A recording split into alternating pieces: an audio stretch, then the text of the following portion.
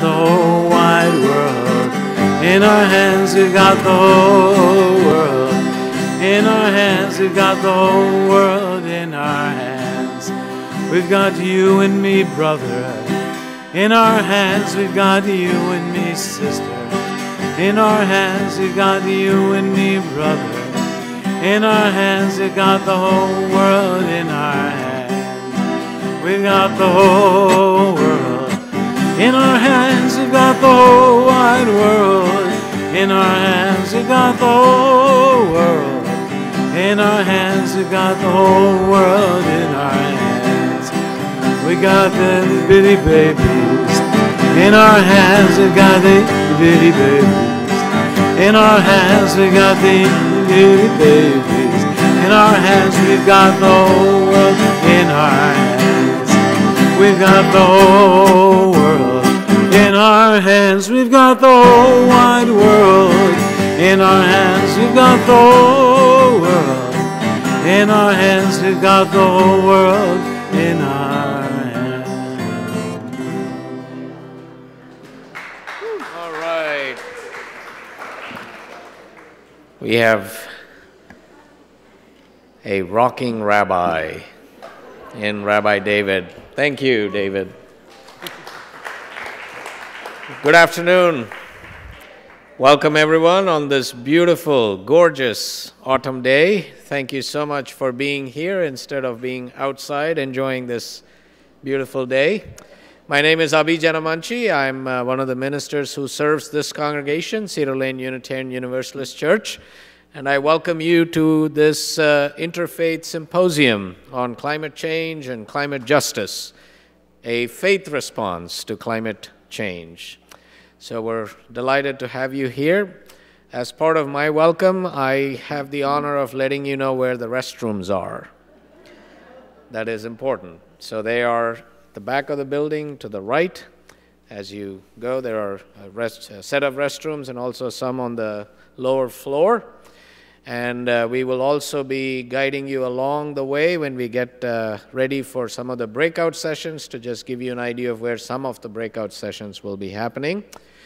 And other than that, I want to take a moment to express my gratitude to an amazing group of people who worked across congregations, both from Kehila Chadasha, from Kolel and Cedar Lane, who've been working very hard to pull this whole event together. So if you are one of them, would you please rise so we may recognize and thank you for all your efforts. Thank you. Thank you. And without further ado, I want to welcome my good colleague and co-conspirator, Rabbi David Schneier. Thanks. Well, we have a very full afternoon. You should all have a copy of the brochure with the program. I also want to thank Cedar Lane. I mean, this is an amazing congregation with amazing leadership, and the folks that we've worked with on the committee have been just outstanding. Nancy and Jim and others, thank you so much. The intention of the day is really to get to know each other better, to network, so that we can bring a more powerful, amplified voice from different faith communities, into the larger world. I see there's if you're not a member of Cedar Lane, raise your hand. Whoa!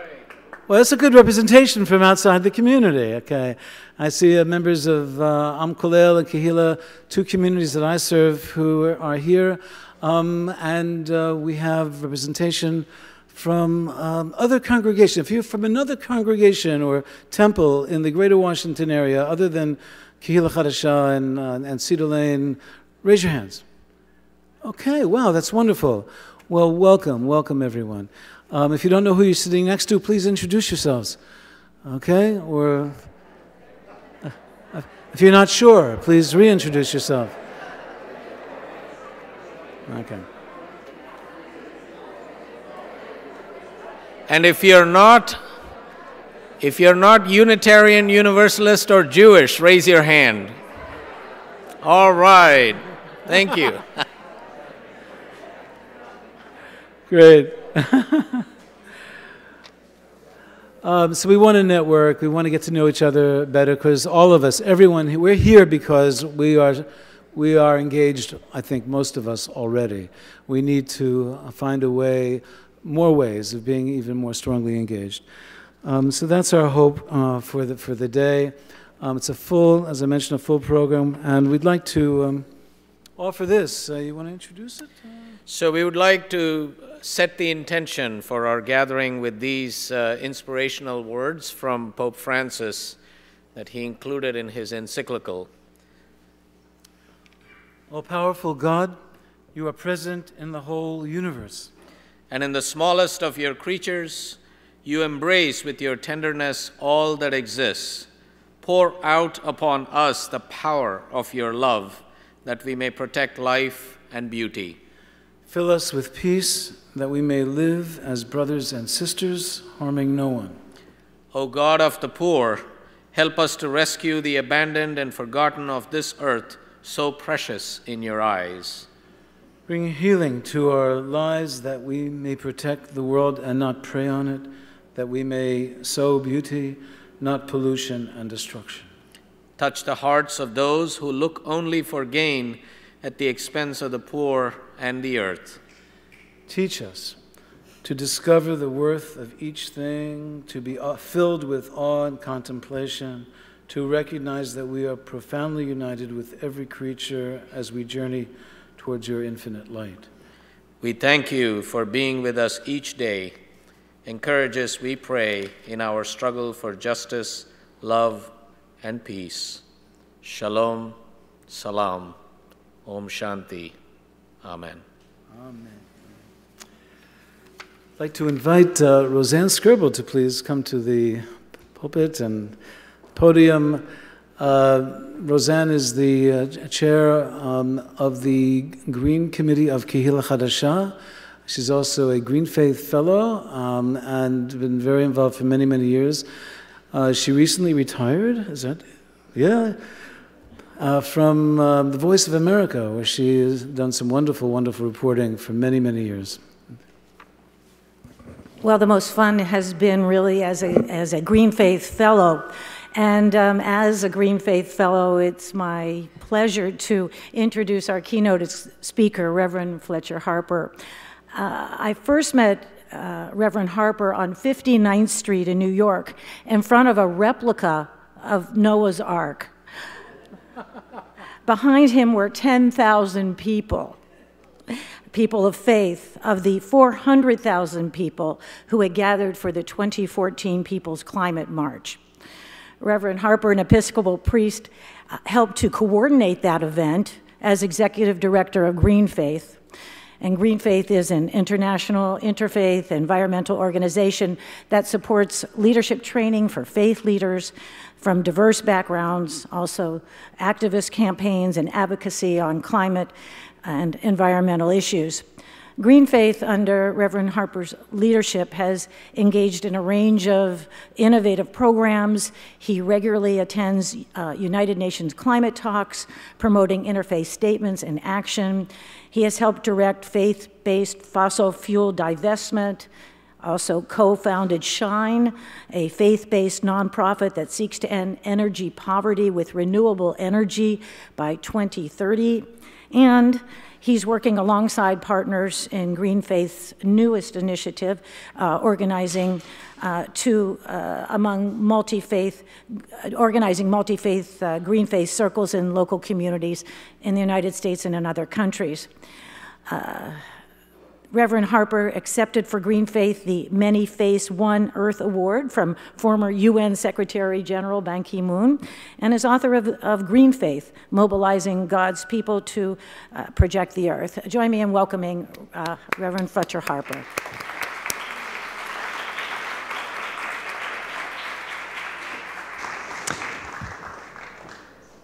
Thanks so much, Roseanne, and thanks everybody for being here.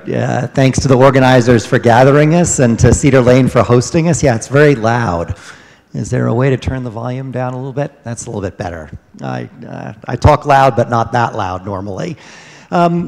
And thanks to all of you for being here. My guess is that if you are here, there is a significant part of your own heart and soul that is hurting pretty badly over what has been happening at our national government level, for a year, but particularly over the last couple of days. It's good to be together in the midst of that. And I just wanted to name and acknowledge what I think for many of us could pretty accurately be characterized as abominable and demonic forces that are sort of taking hold of directing things in our country from a moral perspective. And it's good to be with people who are proud to be part of resisting that. So we're in this really, really, really weird time in relationship to climate change and environmental degradation. There is a massive amount of really bad news. There is some news that is genuinely good. There is some news that is incredibly difficult to know how to interpret. And as people of faith and people of spirit and people who feel that there's an important ethical dimension to what life is all about, it's our job to try to help represent that dimension of life and that part of life's reality in the work that we do in relationship to climate change. And so what I wanted to do today really was just to speak for about 20 minutes, no more, lift up a couple of different examples and stories that are going to try to sort of tease out some of these different elements, both the bad, the good, and the sort of difficult to understand, with the hope that at the end of that there can be a sense of direction of where we need to go. 2018 is an incredibly important year in relationship to the climate at an international level as well as here domestically, and there are ways that we can together make a very important difference in that regard. So I'm going to dive in, and then we'll have about 10 minutes, I think, or so for questions and some back and forth between the audience and myself and the panel members, so we'll get you all involved. So I want to start in a place that is obvious and that's painful, which is this past fall when we saw major parts of the Caribbean absolutely destroyed in the wake of storms that were so powerful that it was frightening to consider. I live just outside of New York, and there's a large Puerto Rican community in New York. You could feel the pall of grief and of fear and of sadness that rightly descended within that community as Maria just absolutely ravaged that island. There's still massive amounts of the island that lack access to electricity, parts of the island that lack access to clean water to drink, that don't have access to cell phone coverage and that sort of thing.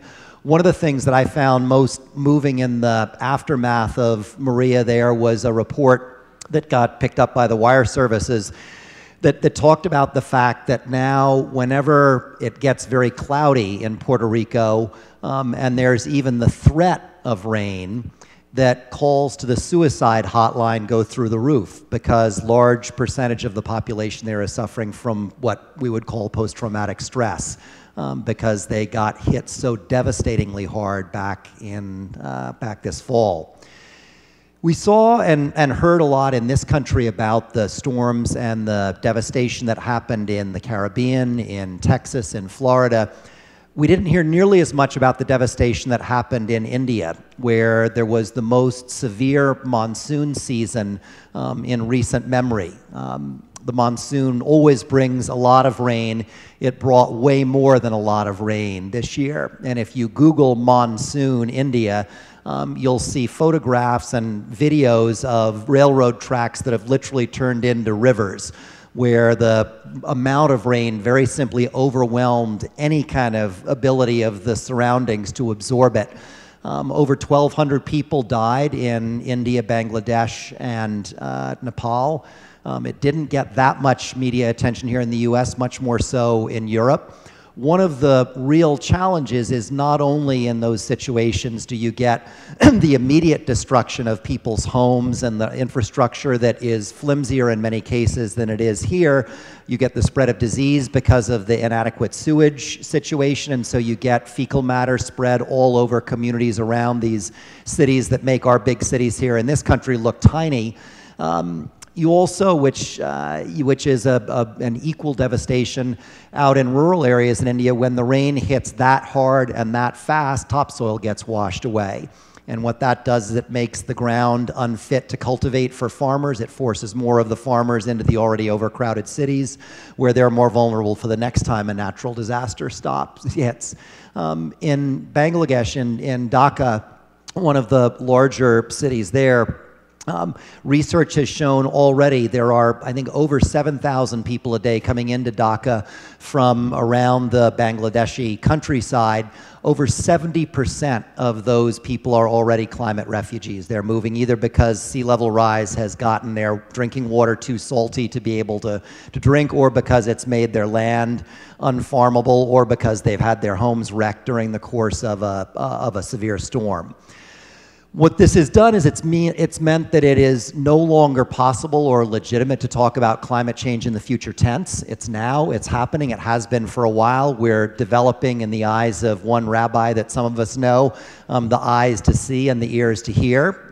It's going to take a while for others to wake up.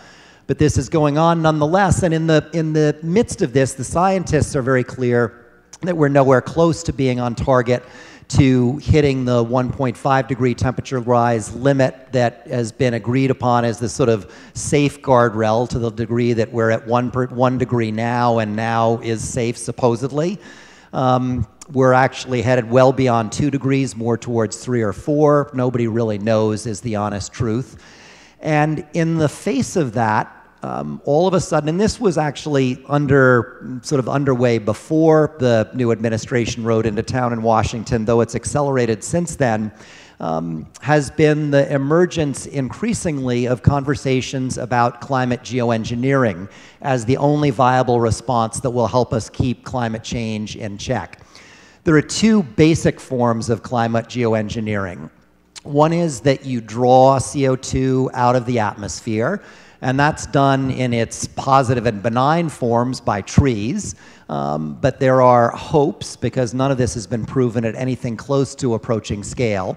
There are hopes that there can be technologies developed and deployed at scale that will suck very large amounts of CO2 out of the atmosphere, and thereby help reverse or at least slow the warming of the planet. There are also, and this is where it gets sort of really into the Flash Gordon science fiction sort of realm, there are plans that are called solar radiation management, which involves shooting reflective particles into the upper atmosphere, trying to mimic what happens at the time that a volcano explodes and sort of blocks a fair amount of sunlight from actually entering the Earth's atmosphere. A Harvard scientist named David Keith is actually preparing, if he hasn't done it already, I wasn't able to find out online because there are a lot of controversy about this, preparing the first outside of the laboratory experiment of solar radiation management out in Arizona, where he will and his team will release a number of balloons into the upper atmosphere. They'll shoot out a bunch of reflective particles and start taking measurements to see what's happening. If this sounds crazy, it's because it partly is. And the thing that's even odder and more frightening is that in Berlin, Germany, earlier this fall, there was a conference of about 200 scientists and venture capital investors and a few government regulators talking about the future of geoengineering. Bill Gates had a team of about 7 or 8 of his investors, investment managers there, looking literally to sort of pick out which scientists they ought to be backing with more and more resources. This is the conversation that is underway. It's starting to emerge out of the shadows, but it's very real. We're going to be mobilizing a number of religious voices from around the world to start calling out, from a moral and religious and spiritual perspective, some of the problems and challenges with this approach. What's interesting is that when you get leaders who are so bright in certain ways, and these scientists are way beyond bright, and it's important to say they're all, I think, very genuinely well-intentioned. They look at the political processes around climate change and the speed at which that's moving, and they look at you and they say, please don't expect us to think that the political process is going to deliver us from disaster in time. And you have to have some sympathy with where they're coming from. But what's fascinating is that for many, many years, climate justice advocates have assumed that one of the co-benefits of reducing CO2 emissions is that it means that you decrease the burning of fossil fuels, which means that you also reduce air pollution. You reduce the particulate matter that's killing over 5 million people annually around the world. And what happens when you resort to geoengineering is that fossil fuels keep on getting burned.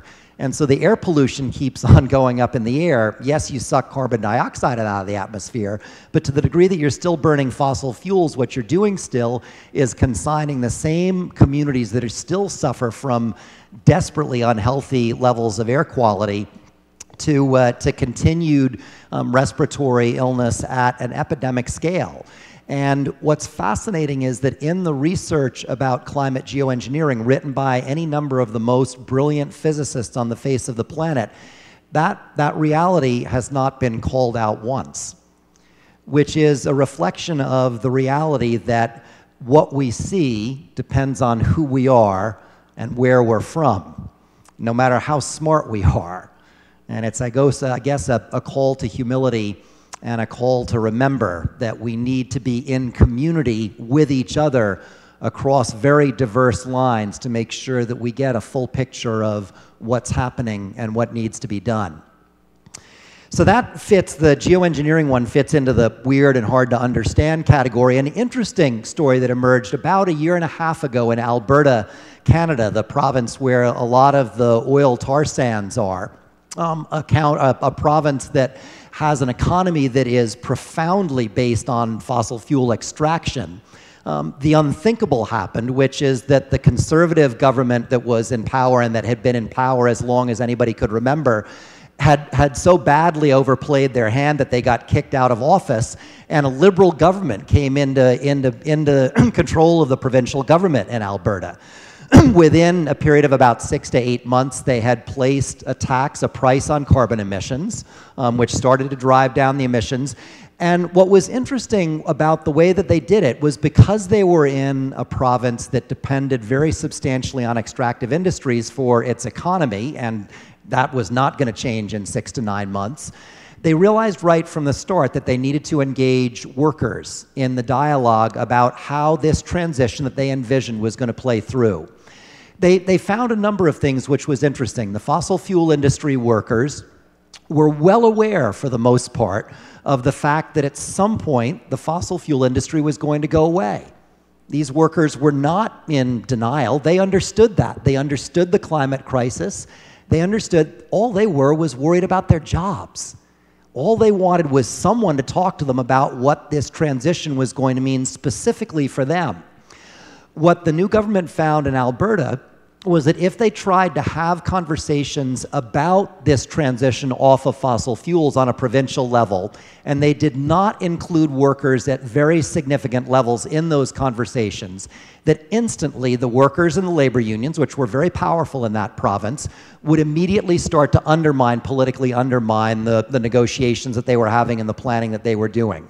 But if they included them in the conversations, they were willing to get on board. And what happened over the course of the last now 18 months was that there was one of the most innovative just transition packages or policies on any kind of level, state, provincial, national, that's happened anywhere in the world that provides very generous assistance for retraining for displaced workers. It provides support for communities that are particularly impacted by the transition away from fossil fuels. It provides a large number of different kinds of social and transitional services because, as we all know, it's not easy to lose a job that you've had in an industry in which you've worked for decades and decades and to change away from that. And they started learning some interesting things. They started learning that when faced with the option of staying in their community, not working in their prior job, and having a job that paid less, or moving to a new community, still probably not working in the fossil fuel industry, but getting paid an equivalent amount, about 65 to 70% of people chose to stay in their same community because community mattered. It wasn't to say that was an easy choice, because it's never a good idea to sort of downplay other people's sacrifices as being just something that's easy and to be taken for granted. But it was an interesting lesson about what does it mean to make this transition. What kind of compassion does it require on a political and cultural level to make that happen? And it's a very interesting story. It's unfolding in real time, and the people from Alberta will tell you that they haven't gotten it all right and that they haven't, solved the problem completely, but they're clearly onto something. And I think that it's important to consider in terms of how we talk and think about climate change here in this country, that if we'd had within the climate movement a more robust conversation about just transition and demonstrated more genuine concern for workers, that we might be sitting in a somewhat different political situation than we are right now. That's a bridge, a rift, a wound that needs to be healed, and it needs to be healed fast and seriously. So in the midst of all of these weird situations with geoengineering and the idea, the Intergovernmental Panel on Climate Change scientists projecting that the only way that we're going to stay at 1.5 degrees or 2 degrees of warming is to overshoot and then come back. All of this stuff, I think that the most significant thing that is before us in 2018 is the fact that in September, the United Nations, in collaboration with the governor of California, is organizing what they're calling a Global Climate Action Summit. And it is designed, it'll take place in San Francisco. It is designed to be a place where all what the UN in its not terribly likable language calls non-state actors, which essentially means everybody that's not a national government.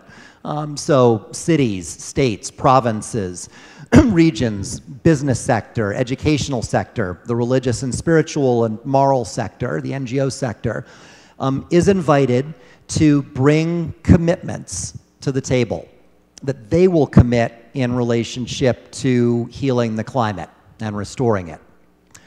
This is going to follow, by not more than a month or so, the release of a report from the Intergovernmental Panel on Climate Change that is going to detail in very frightening and very painful detail the gap between where we need to be to limit emissions rises to that supposedly tolerable level of 1.5 to 2 degrees and where we're actually at, which is in the 3 to 4 degree rise level.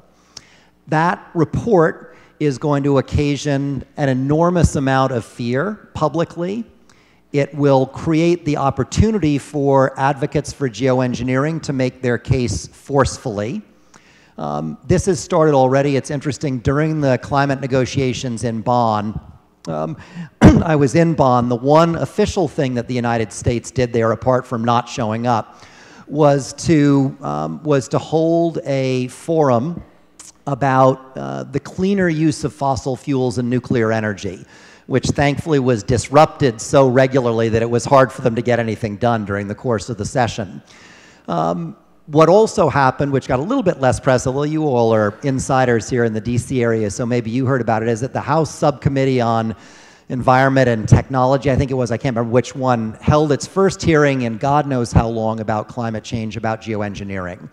And so I'm here to imagine with you today that the cleanest pivot for most conservative climate skeptics here in the United States is going to be to pivot from climate denial to a very robust embrace of climate geoengineering, and to say that there's a technological fix and that we can keep on burning things as fast as we want to because the technology will take care of it.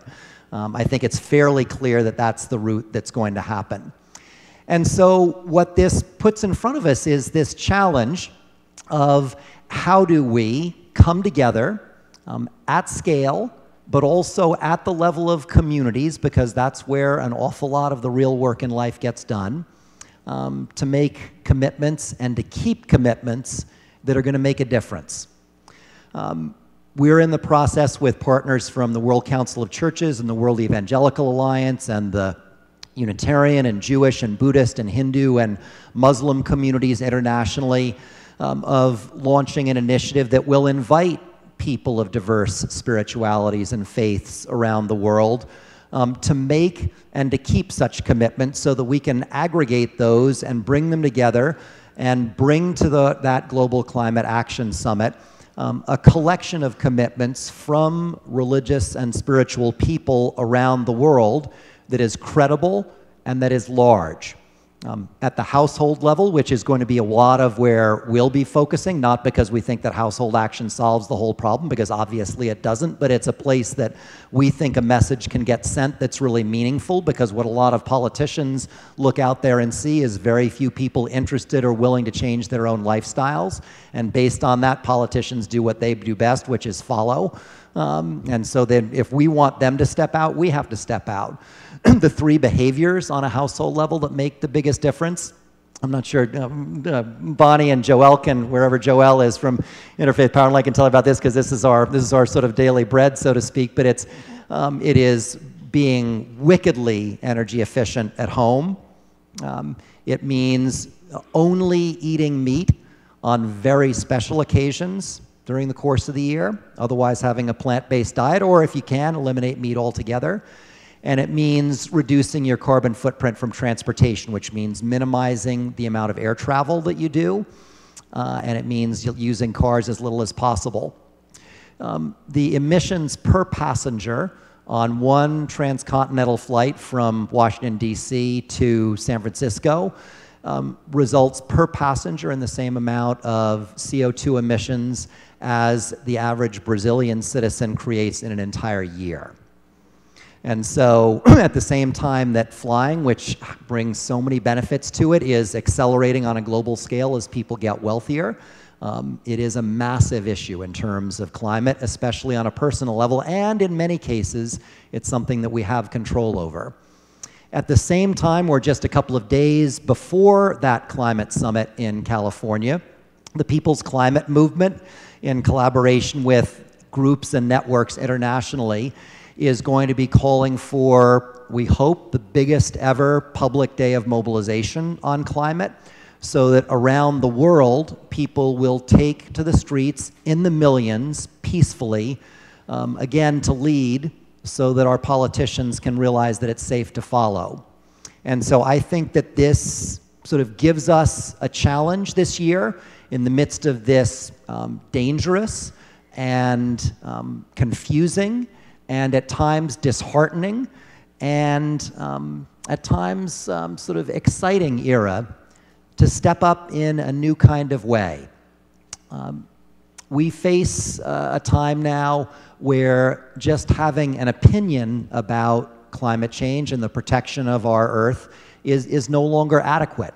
When I think back over the work that we have all done in this regard, I think that one of its greatest benefits has been that there are now a much larger number of us who have attitudes about climate change, and that's really good. But now the time is to change our own lives in substantial ways, to continue to press our leaders to do the same. There really is no silver bullet for this stuff. It will take nothing more and nothing less than sustained, committed, principled effort and work for the rest of every single one of our lives.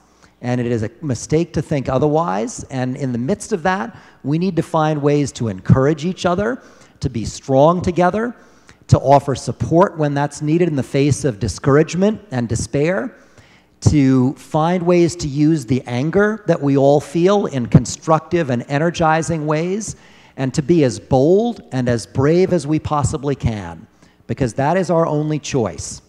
So on that, I'm going to stop. It's good to be here today. We need to be together. Let us all find ways to commit even more than we already have. And in the midst of it, let's keep on. I mean, I was grateful that Roseanne mentioned the Ark in New York. One of the things that I find more than anything else, and Joelle and I just went through the sort of the rinse cycle with the climate march here in DC and working together to mobilize the faith groups here. The one thing that I think is the God's honest truth is that working together to address this is a great privilege and a great joy.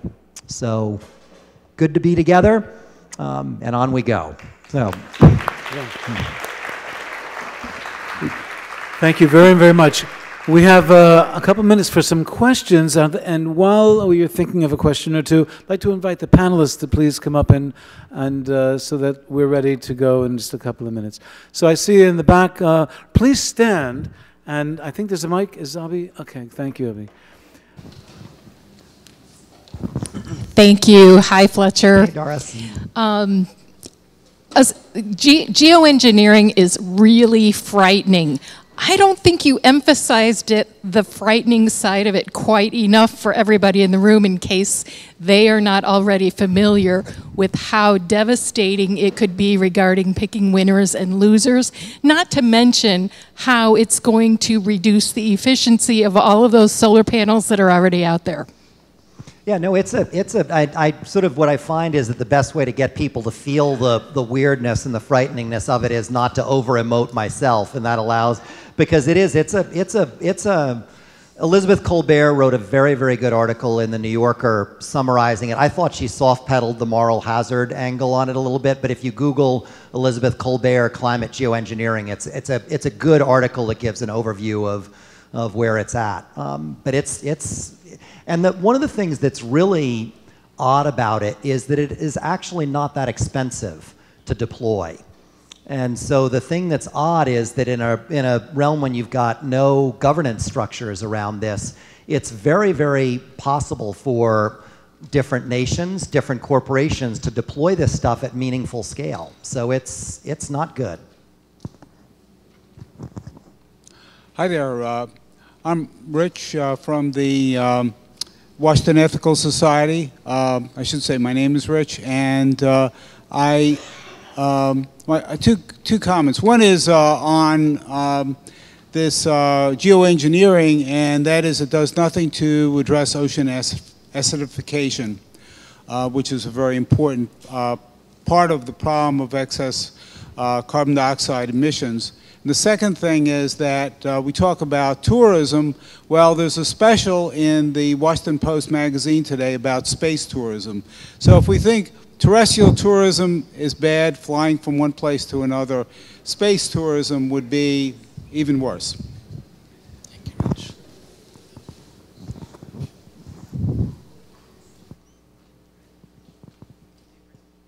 Hi, I'm Danielle Métive. I'm a candidate. I'm also a climate scientist, but I'm actually asking this question as also a member of a Jewish congregation.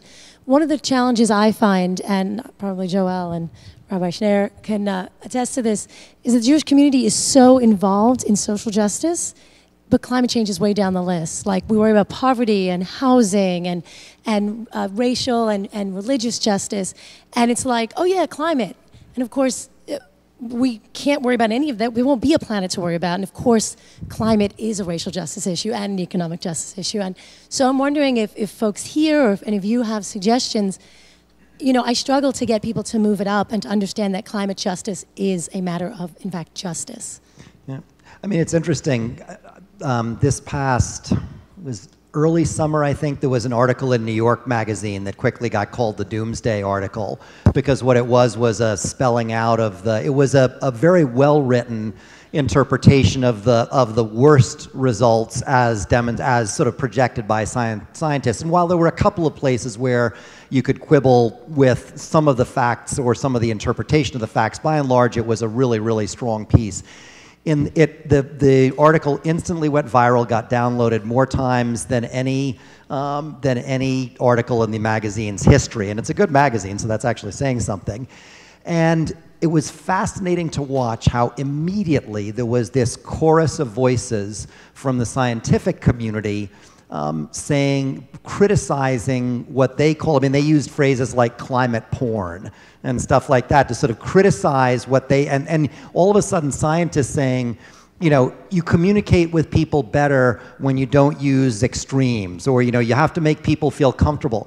I mean, I think we're at a point because I know exactly what you mean. I think we're at a point where we have to be able to sort of look at people and say, look, you know what, I'm sorry, but you've got to pay attention to this more, and I'm sorry to be a pain about this, but it's a serious, grave problem, and it is huge. I mean, I think we have to, climate change is a really difficult thing to talk about in conversations with people who, you know, are not in this room together. So, I mean, it's not an easy topic to raise. We've got to raise it. I mean, it's, you know, if our kids were in danger, it's that sort of thing where I think that, and I do think actually, I'm not, to Doris's earlier point, for me, the geoengineering thing was a real wake up where you realize, oh my God, if people are thinking seriously that they can spray stuff up into the atmosphere and that's going to solve the problem, that's lunacy.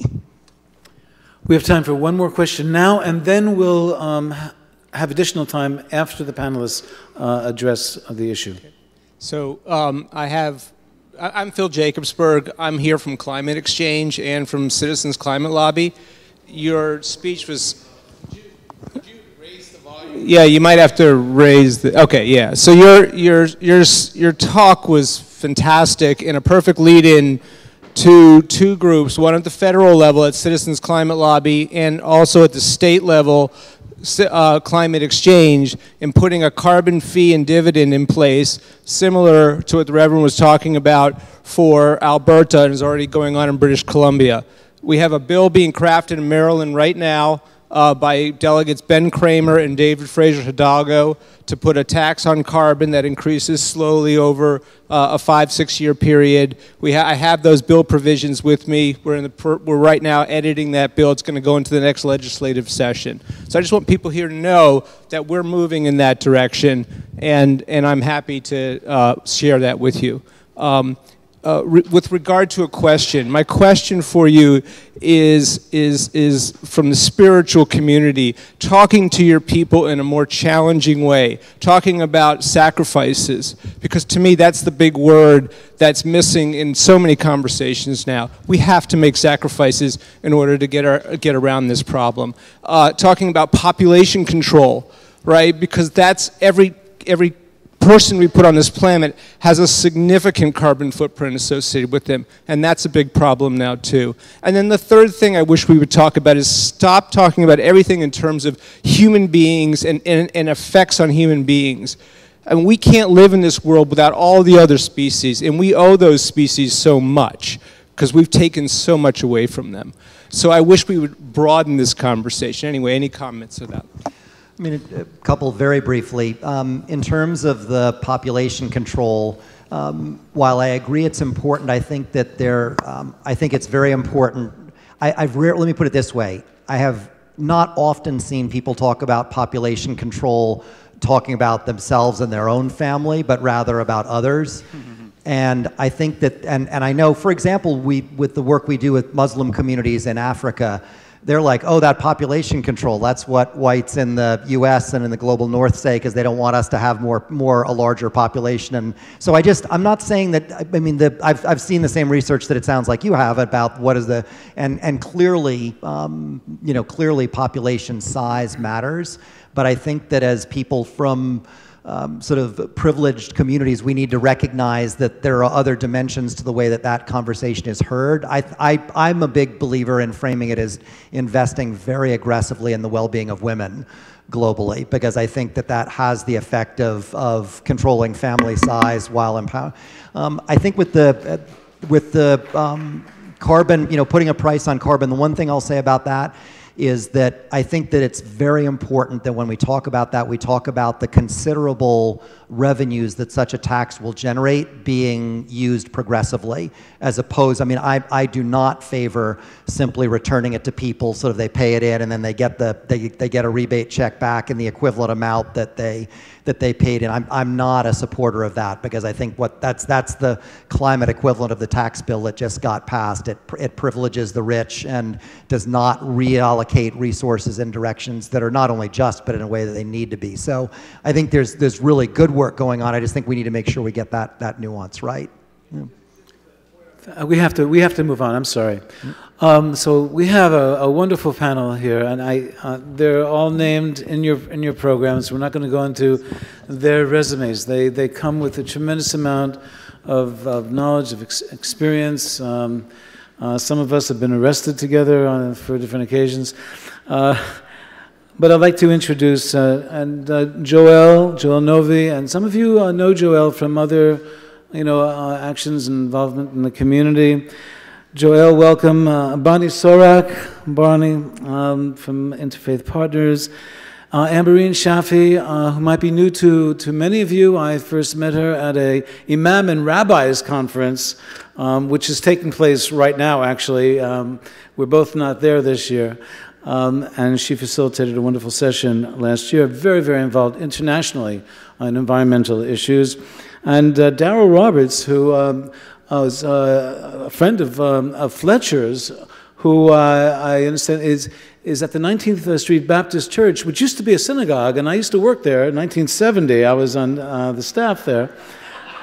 Yeah, so I know your church very well. And and Jim Laurenson, a native son here from Cedar Lane. So we're going to begin just a response, first of all, to talk more about your organizations and where your focus is, and also respond to to Fletcher's remarks. Let's start with Joel, okay? Sure. Good afternoon. I'm Joelle Novey with Interfaith Power and Light. Want to hold this? Sure. Is this better? We're working with hundreds of congregations, including Cedar Lane and Kehila, Chadasha, and many others, to support them in saving energy, going green, and responding to climate change as a religious issue here in this area. We're reaching about 10,000 folks now in the D.C. metro area and state of Maryland and Northern Virginia. It is so encouraging to me to see you here today and to be part of this event. Thank you so much. I want to... Hearing Fletcher speak reminded me again that I can't imagine anywhere I would want to be more than talking about climate change in faith communities right now. I really have come to believe with my whole heart that our religious communities are among the most powerful places in the world to talk about this issue, and that it's really it's an enormous resource, and that each of you sitting here today, are one of the most powerful people in the world to make change and engage your own faith community and your own communities in climate action. So, so I want to invite you to sit with that power and to really think about what that means in this time. I want to just talk a little bit. I think a lot of us, well, I'll just speak for myself. I'm struggling a lot these days with how to keep going when it feels like very big things are going very badly all around us, and being here in DC feels very close to the source of a lot of the badness many days. And so I want to just name some of the things that I think are resources in our faith communities and faith traditions for holding our heads up in this time and doing the kind of collective response and collective action that Reverend Fletcher said is called for right now. One, I think, is our faith communities help us cultivate an awareness of our interconnectedness. Everything about this time is encouraging us not to feel connected with each other, not to feel connected with people in other parts of the world, not to feel connected with those who will come after us, not to feel connected with other species, with the natural world, to feel completely cut off. And I think that's also one of the dangers of when we really get freaked out about what's happening to our climate. I think one of the first feelings is of complete isolation and being cut off and alone. So not only do our faith traditions teach that the reality is we are interconnected, and in each of us, that's what, in some ways, what we're doing when we come and gather with our faith communities, is to become more tuned in and aware of that. The Unitarian Universalist seventh principle is respect for the interconnected web of existence, of which we are all a part. The Pope also says everything is connected in the encyclical. So I think, and at the end of the day, even though it is heartbreaking to be aware of our interconnectedness, because if we really feel like we are responsible for the experience of children who will be alive on earth in 2 generations, sitting in this congregation, like the members of this congregation 2 generations from now, if we are obligated to feel deeply connected to them, it's a heartbreaking thing to take on. But I would prefer it to the alternative. I don't want to be so cut off from and so alone in the world that I don't feel connected to everyone around the world who will be impacted by climate change, that I don't feel connected to the natural world, and I don't feel that I feel like I'm disconnected from the generations that will follow. Faith communities help us find our way in things that are bigger than we are, and think about, what is my role in this? I feel like, every time I feel stuck in the Trump administration, I wake up in the morning, I think, what is mine to do today? What is my role in this? Who can I be today? That's the only question I can answer. That's the only question I can ever answer. Who will we be today? And I feel that our faith communities provide settings in which to ask that of each other, to decide together how we're going to respond, and to name the feelings that interfere with our ability to respond clearly. Faith communities are among the only places in the world where we can talk about the things that grieve us. And so often I find that when we talk about climate science, if we let folks name how it makes them feel, that it's scary and that it's very sad, it is liberating, and then we're able to have a conversation about how we respond together. So let's embrace our faith communities as a place where we can ask, what is my role in this? What is my role in this? And what is our role in this? I also just want to make a plug for state-level climate advocacy. So one of the names of this event has advocacy in there. For me, it's not only that what we're doing in Maryland right now is really exciting. The Maryland Climate Coalition is working together to expand and strengthen Maryland's renewable portfolio standard, our renewable energy law, both to expand it to 50% and to strengthen it so that it's supporting more clean energy and creates good clean energy jobs for the Marylanders who need them most. That kind of work is both meaningful and it will benefit from your engagement. Faith communities across the region are already involved in that campaign, but I also find that advocacy and mobilizing for advocacy is one of the few things that gives me hope, because it's big enough in a very large problem. Mike Tidwell from Chesapeake Climate Action Network and I often get asked, what's the one thing I can do? What's the one thing I can do to respond to climate change as one person? And we both have come to say, make sure you're not just one person. Get on a list.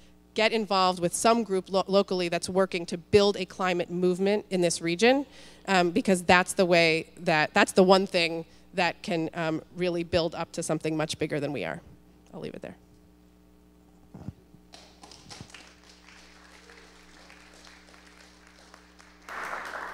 Thanks, Joelle. That was great.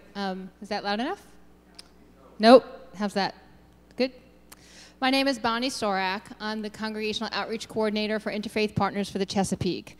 I've been in this role for about 3 years and have been blessed over this time to work with folks just like you all throughout the state of Maryland trying to affect change within their own communities. Interfaith Partners for the Chesapeake works to inspire and educate people of faith about the responsibilities and actions that they can take at their own congregational level and personally to make change to better their local watersheds. And we focus on watershed work because after air, all of God's creatures need clean water.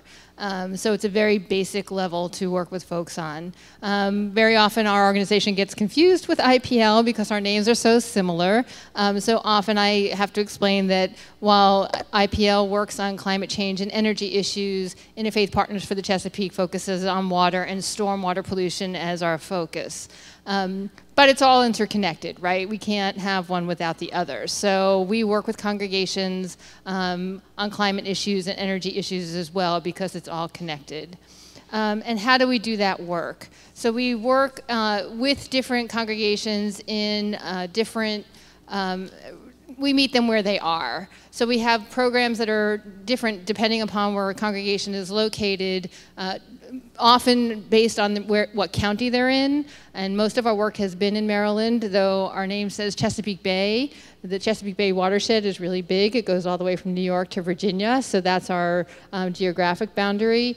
Most of our work is done in Maryland right now, though we are looking to expand into Virginia and Pennsylvania as our next neighboring areas.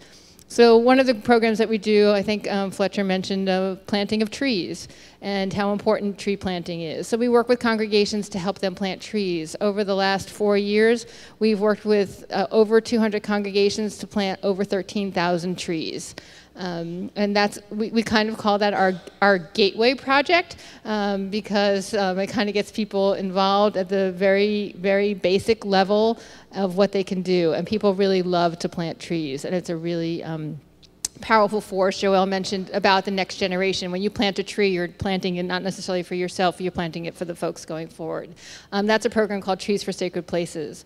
We have another program that we're working with congregations to also do in-the-ground work through doing installations of rain barrels and cisterns and rain gardens and things like that.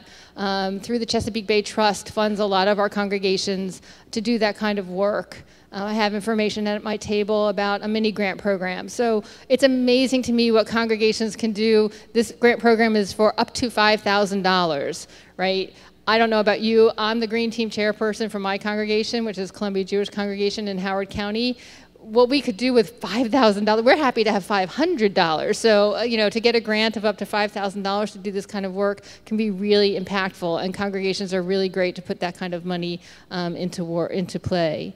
We're also working to help them to do outreach for interns, so to engage diverse young people in this work and try to get them involved through a paid internship program. And we've also piloted a Vacation Bible School program, which can be done through either Vacation Bible Schools, one week at a time in the summer, or as a Sunday school program.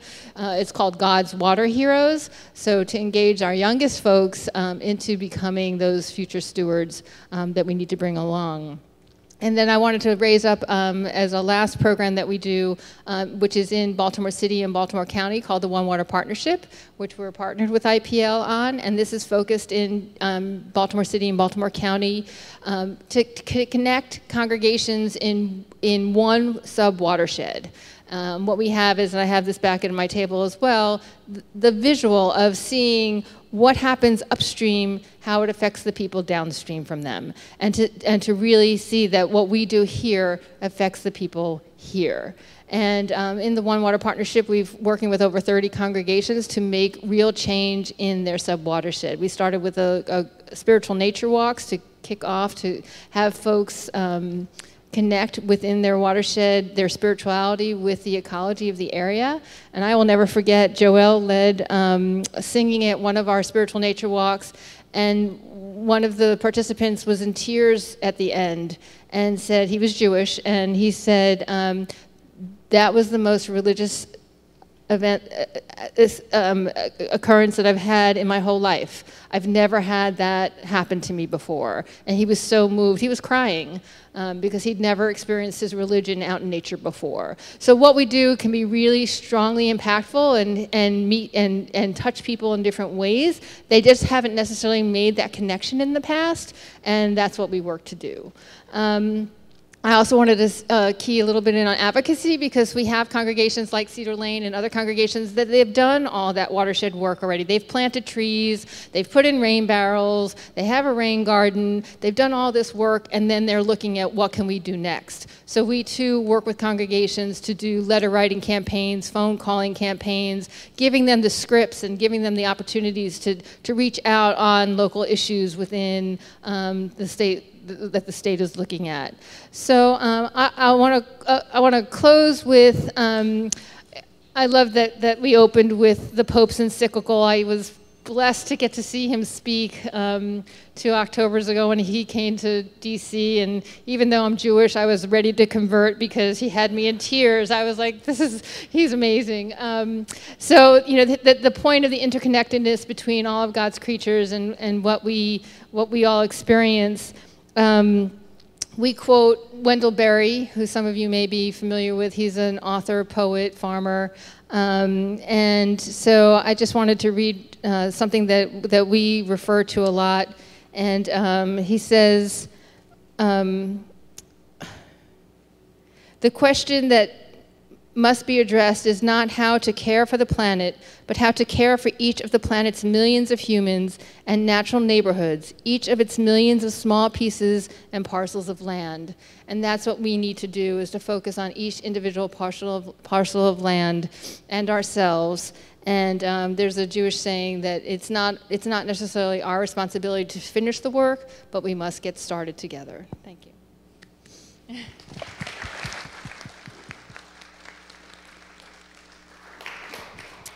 Good afternoon, assalamu alaikum, shalom, and greetings of peace to everyone here. I wanted to thank Rabbi David Schneier and all of the partners here for making this event possible and for inviting me to speak, and all of my wonderful co-panelists and the Reverend, of course. I sit here and I'm honestly a little heartbroken to see what's going on in the world, as Reverend Fletcher mentioned, probably many of us are. I also sit here as an observer of the Me Too movement.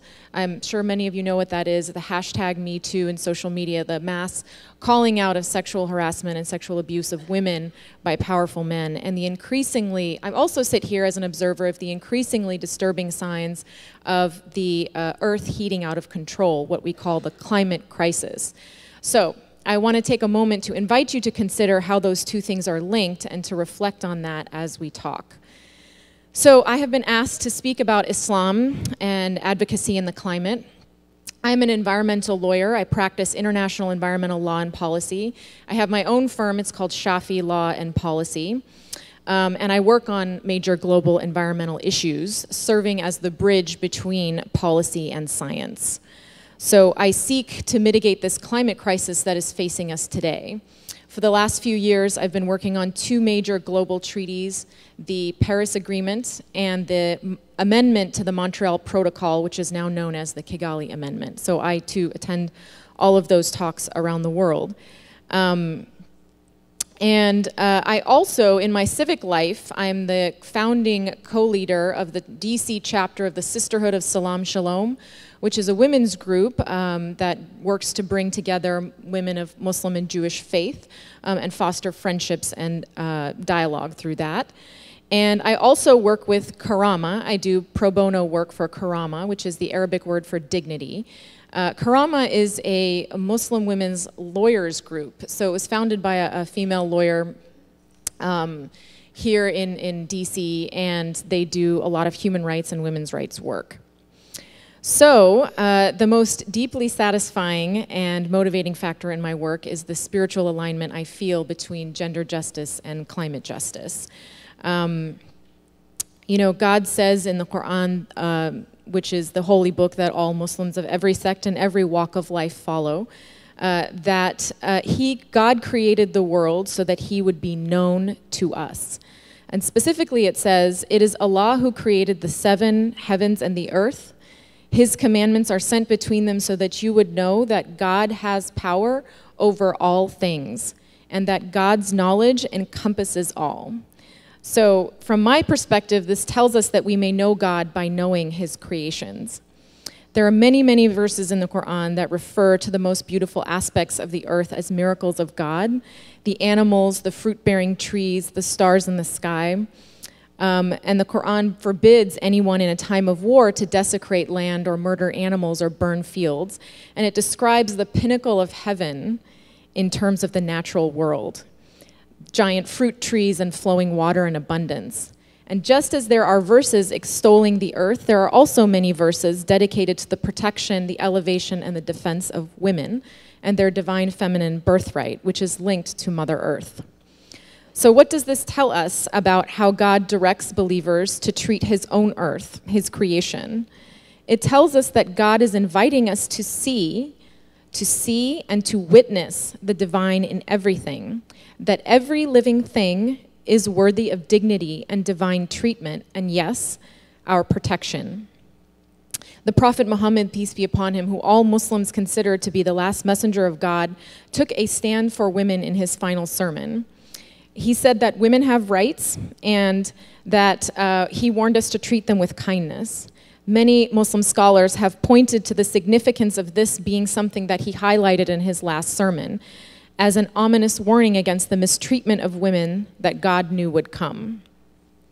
So today, we see the destruction and objectification of earth and the objectification and destruction of women as the root of all the ills that are being discussed today. And I invite you to challenge me on that. There is not a single environmental problem or political problem today that is not linked to the exploitation of women and the exploitation of the earth. To treat either well requires a maturation of one's relationship. Thank you. That's right.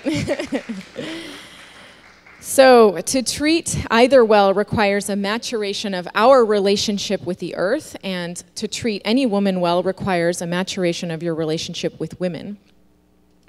That which gives us life is the most revered thing to God, so much so that he extends his divine protection to them and commands us to do so as well. So this is the ultimate advocacy, in my humble opinion. This is what it takes to be worthy of following God's command. To take care of women and the earth, to cherish both as sources of life, as an extension of the divine, which is the source of that creation. So I want to invite you all to reflect on these two things and how they must be addressed together in any form of advocacy. As Reverend Fletcher so rightly pointed out, population control, for example, is linked to women's education and empowerment. And to join me in discussing that throughout the day and hopefully throughout your life. And there's just one more thing I want to point out, because I do work on the Paris Agreement and the Montreal Protocol Amendment. Reverend Fletcher mentioned the 1.5 degrees, which is it's not something that's easily dissected and understood. But the Montreal Protocol Amendment is actually, if we follow that, if we can get the major countries in the world that are producing greenhouse gases, the United States, Brazil, India, and China, to follow the Montreal Protocol Amendment, we can take out 1 degree of warming from the Earth's atmosphere. That is a down payment. Paris Agreement is seeking to that 2 degree mark. And so if you can save 1 degree of warming through one environmental treaty, that is a huge down payment on the fight against climate change. It's effectively slamming the brake on climate change. So I'm going to push back a little bit on the Reverend Fletcher's comment that there's no silver bullet and there's no easy answer. There is consensus. It's not just from the IPCC, it's also from the Lawrence Berkeley National Lab, who authored the seminal research on this topic, linking energy efficiency and the reduction of hydrofluorocarbons, which are primarily used in cooling, refrigeration, air conditioners, also in foams and solvents. But to his point, that there are companies that have technologies that can bring this to a scalable level. And I think, and I was discussing this with Jim earlier, to link it back to women and the environment. The elephant in the room is not gender. It's not gender. It's actually that the environmental solutions are driven by corporate interests. So when big corporations see a profit, like they do in the Montreal Protocol, the big air conditioning companies and manufacturers, they stand behind that solution. When they see that they can manufacture the alternatives and make a great deal of money out of it, they work together to come up with policy solutions. So this bridge between science, policy, and industry has become very important to the United Nations, as I'm sure you know.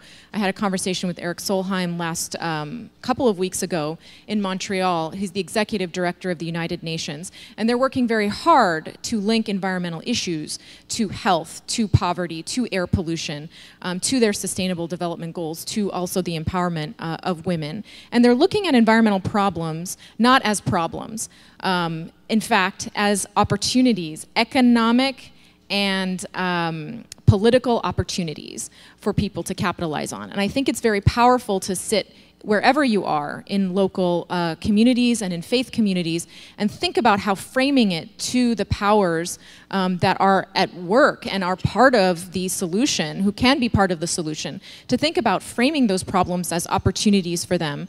It's certainly been, thank you, it's certainly been a very powerful thing on the global stage, and I think it will increasingly become powerful. And I also just want to name one more thing. Other than myself, I only see 2 Muslims in the audience, which also breaks my heart. So I just want to name that. To your point, Danielle, about we have racial justice, we have security issues, we have all kinds of other issues. How do we get people to pay attention? So I want to invite Reverend Fletcher to invite our community to that global conference in San Francisco. And I also want to point you to this article called Climate Justice is Racial Justice, is Gender Justice. It's an article where Bill McKibben is interviewed. And one of the things that he says is, the question I get the most is, what can I do now? Join your local environmental justice group or participate with your local welfare rights organizations. Put yourself in service to the leadership of those on the front line. And there are groups like NAACP, We have 2,200 branches around the country, and they're supposed to have in their bylaws an environmental commitment. And so I was just going to suggest that as a way to start small with your local organization and to bring your interfaith community, or your own faith community rather, along on this journey. And that's something I would love to dialogue with you about after. So thank you. Thank you. Reverend Darryl Roberts.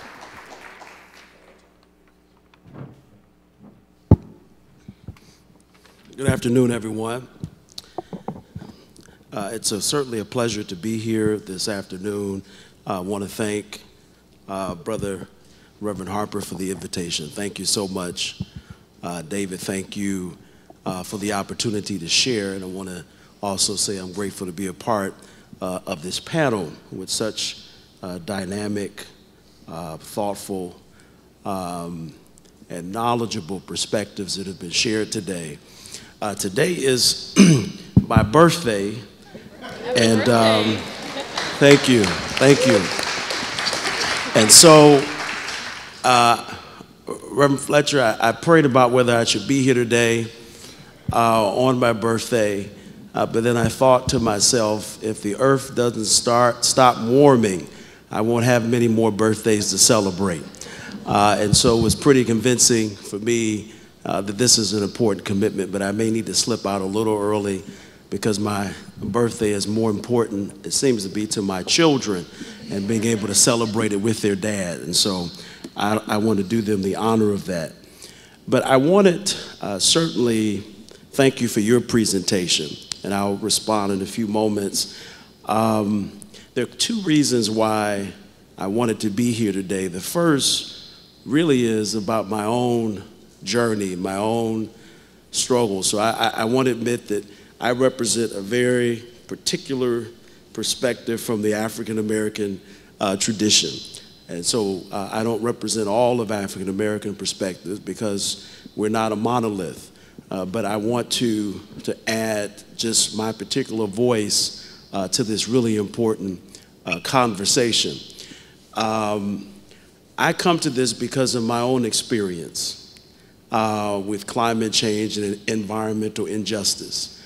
I grew up in the community, very poor inner city, Cleveland, Ohio, where the air quality was very poor. And also growing up in a family raised by a single mother who at times was on welfare, at times was working, was not able to also provide an environment where I wasn't exposed to even some of the things that contribute to poor health, like rodents and some of the other things that impact poor communities, in addition to air quality and also poor drinking water. And in fact, I've seen some surveys, this is an acute problem in many of our public schools today, where they're finding that a lot of the water in public schools, places like Atlanta, Cleveland, Detroit, is contaminated. And so I do think that many of the respiratory problems that I have today are in large part due to growing up in those kinds of conditions.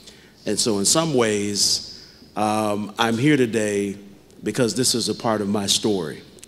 And this is my commitment to kind of make sure that fewer and fewer of our children, no matter what economic community they come from, who they look like, or where they are, that we can provide the best air quality for all children, the best drinking water, and the best conditions so that they may grow and be the best that God has created them to be. And so that's my own personal narrative that draws me to this subject. But I also come to the table today because of my role as a pastor. I have long had a commitment and passion for environmental stewardship. As the pastor of the historic Ebenezer Baptist Church in Atlanta, Georgia, I was a part of helping to launch the church's first green ministry, which focused on environmental advocacy through letter writing campaigns. We started a church-wide Earth Day, as well as participated in local protests to to advance the cause of environmental stewardship. We also had educational awareness seminars, special church services, and a church-wide recycling program that I believe continues to this day. As a pastor of Mount Welcome Missionary Baptist Church in Decatur, Georgia, we sponsored a community-wide annual Shred Day that was sponsored by several ministries of our church and our local county commissioners. And currently, as the pastor of 19th Street Baptist Church, I was blessed to come into the church to be called pastor right after the church decided to move forward with the solar energy installation process. I think we may be one of the very few congregations, African-American congregations in particular, in the city of Washington, D.C. that's moved forward with the solar energy installation process. I'll just share with you a few things that kind of led to this historic achievement. In 2015, some members of our Board of Trustees brought the solar energy installation discussion to our trustees. And then in 2016, we met with a number of solar energy providers to look at what would be the best options for our congregation. And after some thoughtful conversations in late 2016, the trustees voted to move forward with the Vote Energy as our recommendation to be presented to the Joint Board for consideration. And then in July 2017, our trustees had an in-depth presentation with our membership, as well as talking about the benefits of solar energy, offering a recommendation to move forward with the installation process with an overwhelming majority of people supporting it. And in June of this year, we were converted to the PEPCO grid and began generating solar energy. In September of this year, we hosted a delegation of government officials, business leaders and religious leaders and educators from Kenya. Gilbert Campbell, Volt Energy President, CEO, requested that we host them to provide a brief overview of our solar energy installation project. And finally, of October of this year, our solar energy program and installation, rather, was filmed as a part of the Climate Realty Project, which produces short documentaries highlighting solutions to the climate crisis. They will feature Volt Energy and their work in bringing renewable energy, solar energy to diverse communities all across the country. The Climate Realty Project was founded by former U.S. President, Vice President Nobel laureate Al Gore, and is one of the world's leading organizations dedicated to mobilizing action around climate change. And so a few things about our solar energy installation. It's a 200 kilowatt solar system. We have 645 solar panels on top of our church. Our church, which used to be a former synagogue, we have 3 roofs on top of the church, 65,000 square feet. And so we are saving the church annually $25,000 in our energy bills, and we're already beginning to see this. I think it was during the month of October. I think we didn't have an energy bill. We didn't owe PEPCO anything, and we're producing about 240,000 kilowatts per year. And so, why solar energy? We believe it is important to protecting our environment, to increasing our financial savings, and helping our church to be good stewards of the environment. And we see this echoes of the call for creation care throughout of Scripture. The psalmist reminds us of our divine charge to be good stewards of creation. The heaven and even the heavens are the Lord's, but the earth hath he given to his children. And then the prophet Jeremiah warns us that we have woefully missed the mark. Man's abuse of creation. He says, and I brought you into a plentiful land to enjoy its fruits and its good things. But when you came in, you defiled my land and made my heritage an abomination. And so we believe, and I truly believe, that many of us have committed creation care malpractice.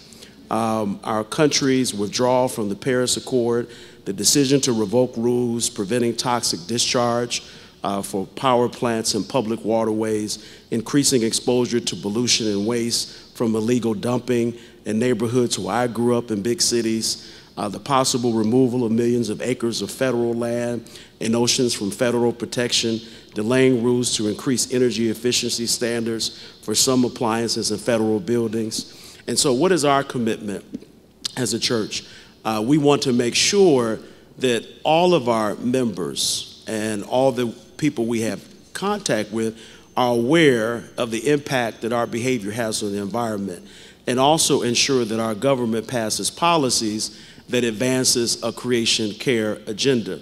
And I believe certainly, as Reverend Fletcher has shared with us earlier, that we all have to do our part to make sure that we have a cleaner and safer world. And I'll share that my commitment in response to your message today is three things. One, to make sure that I have and I promote energy efficiency in my home as well as in the church, because I believe my private life ought to line up with my public commitments. And secondly, I'm moving towards a plant-based diet, and not just to take, in terms of my responsibility, our responsibility to care for creation, because I actually feel better as I move toward a more plant-based diet, and to minimize my carbon footprint in the world, because all of us can do our part. We're all interconnected, and we're part of God's creation. And I believe as we do our part, we can help to create a greener and cleaner world. Thank you.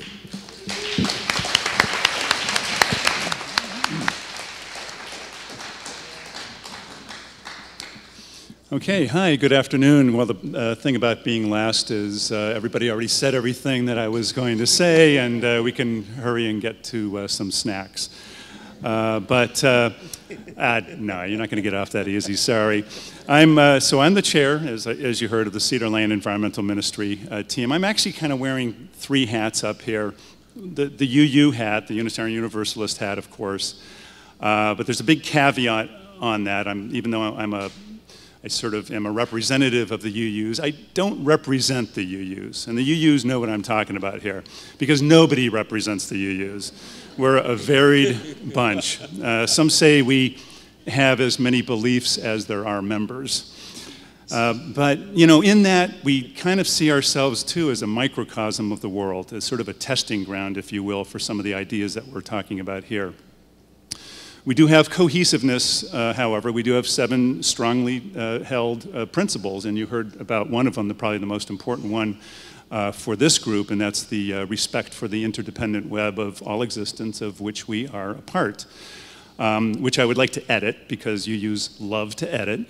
That at the end I'd like to say, of which we are only a part, and we heard that with some of the audience, because many of us we see the environment as really having its own intrinsic worth. It's, regardless of its effect on people, stewardship of God's creation, if you will.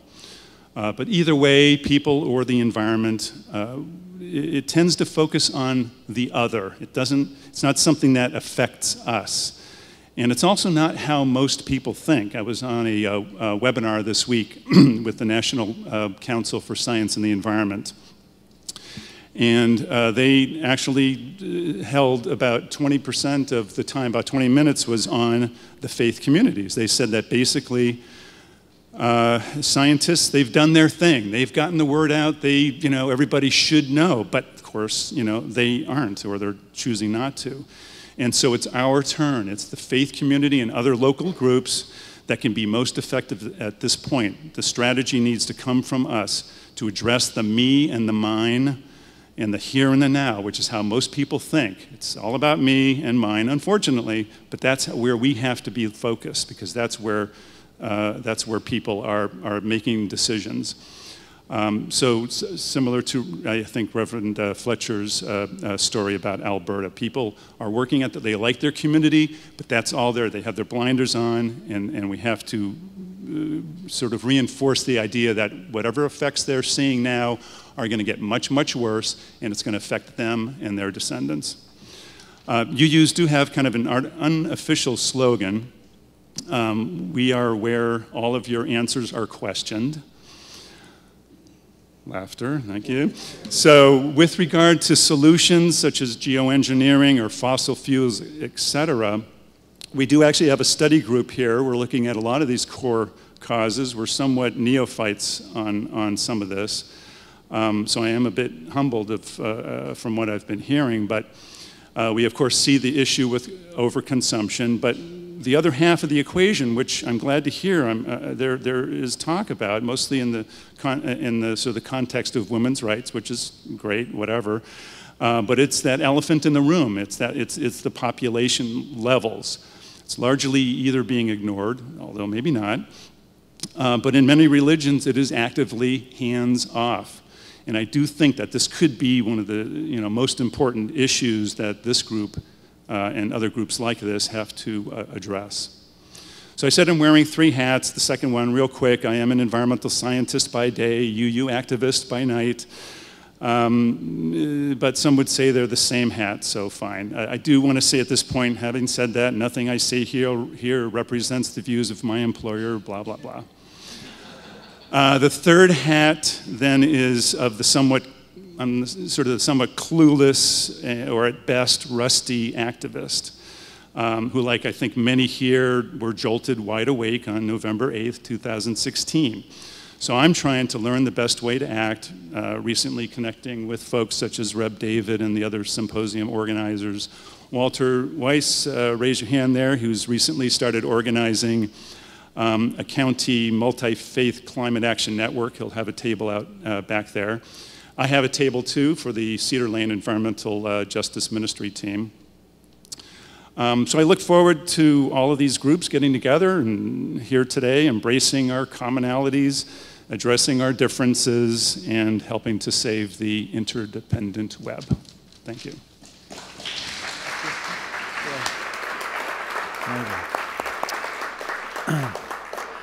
So we right on schedule. We're running late. But this has been really, really wonderful. Each of you has given us some tremendous awareness of who you are and what you're doing. Please, please.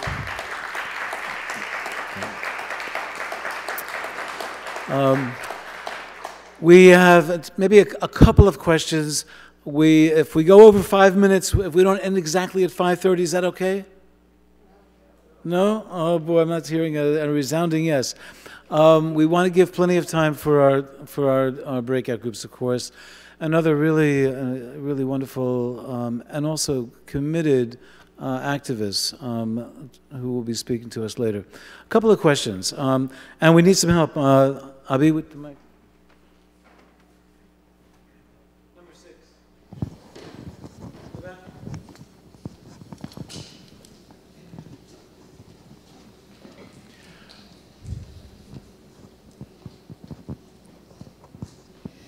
Hello, and thank you all for presenting to us today. My name is Brandy Brooks. Like Danielle, I'm also a candidate running for Montgomery County Council at Large. And my background is as an environmental justice activist. And in a lot of environmental and climate change discussions, I get used to being in rooms like this one, which are overwhelmingly white and overwhelmingly composed of people who have either economic, educational, or professional privilege, or all three. And I remember what Dr. King said about that 11 o'clock hour on Sunday being one of the most segregated times in the United States, and expanding that our faith communities continue to reflect that racial and social segregation that persists in our neighborhoods and in our social networks. So I would like to ask each of you how you are centering the leadership of people of color and people of low incomes who are on the front lines of the effects of climate change, not only globally, but also here in our community here in Montgomery County, and how you are building relationships to cross that persistent racial divide that is our legacy of racism and xenophobia. Again, particularly in a county like Montgomery County that is over 50% people of color, but where we still tend to think that engaging faith communities of color is something that happens in DC or in Baltimore. Amen. Thank you. I'll just talk about a few of the things that Interfaith Power and Light has been working on and particularly focused on since the election. About October, before the election, 2016, we helped convene in Baltimore Green the Church Summit, which was a gathering of 100 leaders from black churches to focus on sustainability for several days. And that gathering and that organizing, it was a culmination of about a year of organizing, but it also, since then, we've been working with an organizer named Robin Lewis, who has been on our team working specifically to build and strengthen relationships with black churches, learning more about their environmental justice activities and concerns, and making sure that we're inclusive in the way that we're doing our work at IPL. That's one thing. A second commitment we made since the election is to try and center Muslim communities in everything we do and really say this is a critical and central component of our faith community and no exceptions. And we try to do that in every possible way, including a lot of one-on-one conversations with Muslim communities in the last few months about how we can support their greening efforts. There's a group called Green Muslims. We've been trying to understand how we can work and partner with them in their goals. But it's also just things that, I don't want to say symbolic, but when we have a choice about where to have an event, we always try to ask a Muslim community to host the event first. And when we have need to choose a picture to put of faith action, we try to think intentionally to put an image of a Muslim community that we're working with out in front. And at the People's Climate March and the faith contingent, GreenFaith and IPL, which co-convened that contingent, intentionally invited the Muslim community to lead our faith contingent in the People's Climate March. And that was a beautiful, glorious day, and the pictures are still keeping me going a year later, or 6 months later. Finally, another commitment that we made in the aftermath of the election, and this is still very much a work in progress, was to try and really be serious about making our work more accessible to Spanish-speaking congregations. And so we've gotten a little bit of funding, particularly from the All Souls UU Beckner Fund. So I want to shout out the UU support for that work to translate more of our materials, find out, just do relationship building with Spanish-speaking congregations about their interest in climate work and what they would like, and making sure that we have folks from our Speakers Bureau who can present on our issues in Spanish. So those are 3 initiatives. It's very much a work in progress, and I welcome guidance about how to do more and better. Thank you. Maybe one more, and we really have to move. Yes. Wait for Avi.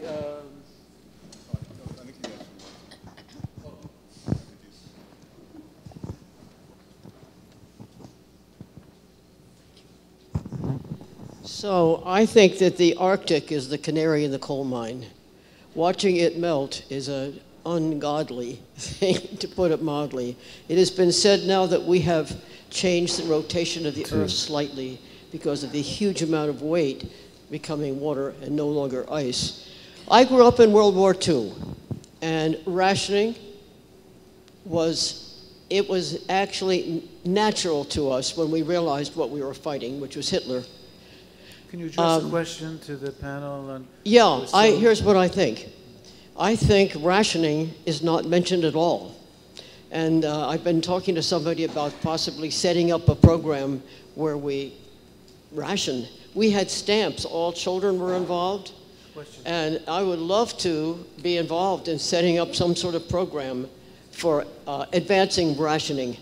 Well, okay, so so sitting 2 seats away from you is Jim Driscoll, and he is actually championing the climate mobilization effort in the county where he will loudly yell, "We are in emergency mode, and it is time for a climate mobilization similar to the World War II act." So talk with Jim. All right. Okay. Listen, I know that some other folks really wanted to speak. Hopefully you'll have an opportunity within your sessions. On your way to your sessions, and by the way, the locations are mentioned in the program. The library, if you went to the lobby where Reverend Abi and I will be, that's to your left. There's a door to your left as you exit this room. There is a session in the lounge. It's called the Annex, the Lounge Annex. You'll see where the chairs are set up, and that's where Joel and also Reverend Fletcher and see one other person will be. No, that's just the two of you. Okay, right. And then Advocate. Where's Emily? Emily, where are you? Raise your hand. There's Emily. Emily will be talking about how to advocate. And she was very, very helpful about a month or so ago when we were on the Hill. So that will be here in the sanctuary. And Emily, if your group could congregate up front. Emily, you're here. Hi, Emily. Hi. There you are. Okay. Maybe over here you'll form a circle around this side. There's another circle in the back of the sanctuary by those windows for the other group that will be also convening in the sanctuary. The chapel, oh yes, regional and national issues with Mike Tidwell, and we're so happy that Mike could join us today. Mark Posner from the Sierra Club, and Jeff Weisner from 350.org. So you'll all be in the chapel. On your way there, wherever you're going, please help yourself to refreshments. You can take the refreshments with you. You can take the refreshments with you. Try not to hang around too much. We are running a little late. So we're going to be starting in about 5 minutes. So this will be sort of a walking, relaxing, refreshment, picking up exercise. True.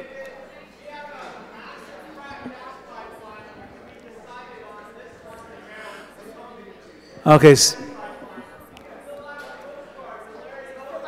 Fill out postcards in the lounge. In the lounge, pick up a postcard, fill it out, so that we can participate in this legislative action.